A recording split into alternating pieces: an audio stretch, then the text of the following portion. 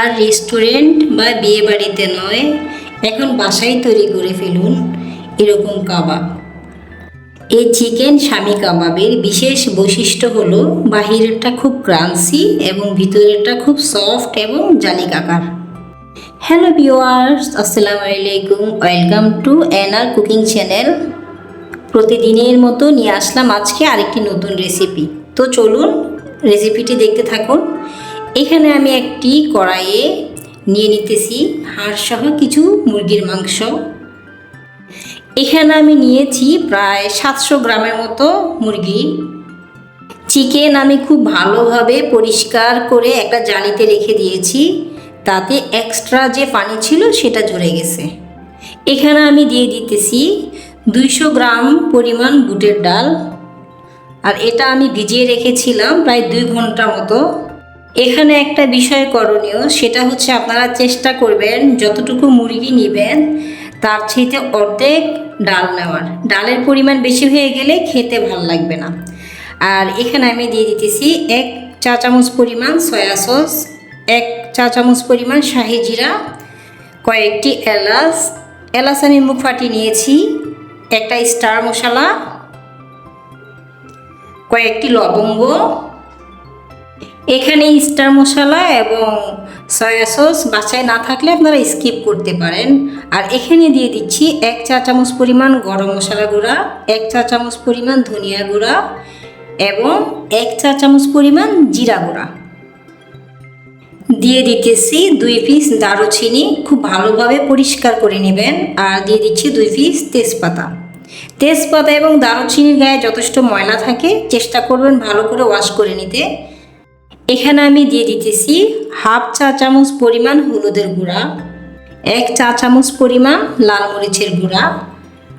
জালটা আপনারা যে যার মতো করে দিতে পারেন, স্বাদের উপর ডিপেন্ড করে এটা, যেহেতু সবার স্বাদের ভেরিয়েশন আছে, কেউ কম ঝাল খায়, কেউ বেশি ঝাল খায়, তো জালটা আপনারা আপনাদের মন মতো করে দিতে পারেন। সর্বশেষ আমি দিয়ে দিতেছি পরিমাণ মতো লবণ, 1 কাপ পরিমাণ পেঁয়াজ কুচি, 1/2 কাপ পরিমাণ তেল, 1 চা চামচ পরিমাণ লেবুর রস এবং পরিমাণ মতো পানি।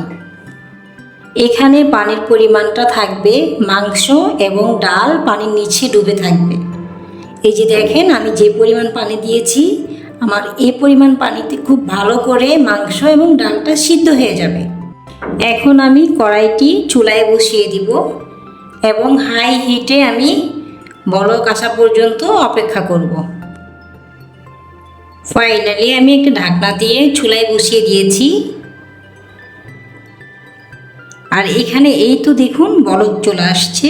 আমার বলক আসতে 2 মিনিটের মতো সময় লেগেছে। আর এখন আমি একটু নেড়ে ছেড়ে চুলার আঁচটা মিডিয়াম টু লো হিটে রেখে দিব।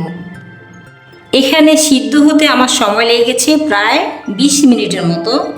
20 মিনিট পর আমার এটা হয়ে গেছে। আর এখন আমি এটাকে ঠান্ডা করতে দেব না, গরম গরম থাকা অবস্থায় একটা ম্যাশার বা ডাল ঘুটুনি দিয়ে খুব ভালোভাবে ম্যাশ করে নিব।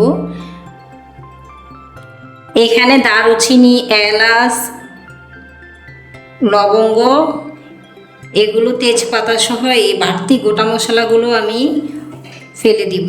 আর কিছু হাড় আছে সেটাও আমি ফেলে দিব।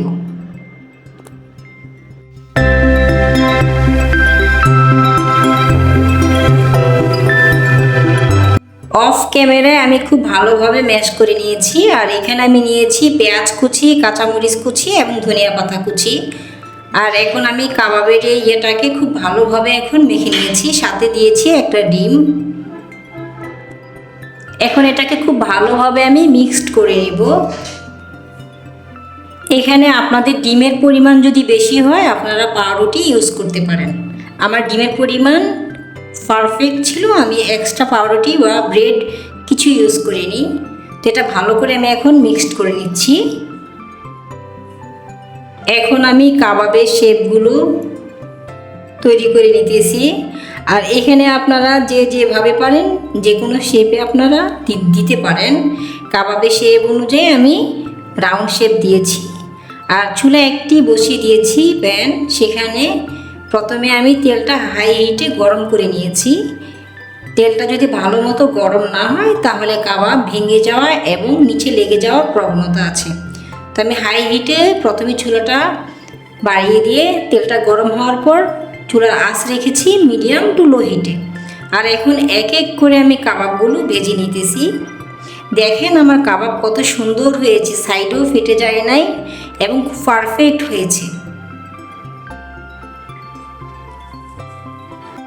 আমি বেশি টাইম ভাজবো না, কারণ এখানে কাঁচা উপাদান শুধু ডিম আছে আর তেমন কিছুই নাই, তাই বেশিক্ষণ ভাজা যাবে না বা বেশিক্ষণ ভাজতে গেলে পুড়িয়ে যাওয়ার সম্ভাবনা আছে। আর আমি এরকম বাদামি কালার করে নিয়েছি, কারণ এর চেয়ে বেশি কালার করে নিলে খেতে ভালো লাগবে না, স্বাদ নষ্ট হয়ে যাবে এবং তিতা লাগবে। ফাইনালি দেখুন আমার কাবাব ভাজা হয়ে গেছে এবং কত সুন্দর একটা কালার এসেছে। আর ভিতরে কিন্তু জালিকাকার ছিল এবং অনেক সফট ছিল। বাহিরেরটা যতটাই ক্রাঞ্চি ছিল, ভিতরেরটা খুব সফট ছিল এবং খেতেও কিন্তু খুব মজাদার ছিল। আপনারা এই অতুলনীয় এবং মজাদার কাবাব বাসায় তৈরি করে নিতে পারেন আমার এই রেসিপিটি ফলো করে। আমার প্রতিটি স্টেপ বাই স্টেপ দেখানো হয়েছে, আপনারা এই স্টেপ বাই স্টেপ ফলো করে বাসায় খুব সহজেই রেস্টুরেন্ট স্টাইলে এই কাবাবটি বানিয়ে নিতে পারেন। সবাইকে অসংখ্য ধন্যবাদ ধৈর্য নিয়ে আমার ভিডিওটি দেখার জন্য। আর পরবর্তী ভিডিও অপেক্ষায় থাকবেন। আর যারা যারা এখনও আমার চ্যানেলটি সাবস্ক্রাইব করেননি তাদেরকে রিকোয়েস্ট করতেছি প্লিজ আমার চ্যানেলটি সাবস্ক্রাইব করবেন। সবাইকে ধন্যবাদ।